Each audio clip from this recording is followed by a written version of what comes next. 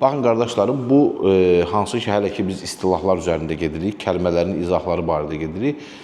Bu dərslər sizə sıxıcı gəlməsin. Bunu anlamaq lazımdır ki, bu dərslər təməldir. Yəni biz bu dərslər vasitəsilə hal-hazırda gələcəkdə keçəcəyimiz əsas mövzuların təməlini oturtururuq. Yəni biz sabah Allah'a imandan danışanda, xüsusən də sifətlər mövzusundan danışanda, Allah Azza və Cəllənin isimləri və sifətləri mövzusundan danışanda ittiba yerimizi düzgün təyin eləmək üçün bu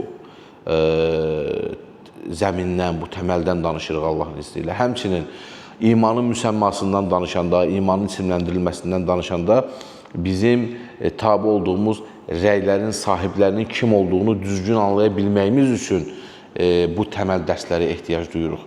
Ona görə bu dərslər xüsusən diqqətlə dinlənilməsi, yazılması, öyrənilməsi vacib olan dərslərdir ki, sonra üzərinə bina edilən mövzular burada keçdiyimiz qaydaların əsasında düzgün başa düşülmüş, anlaşılmış olsun.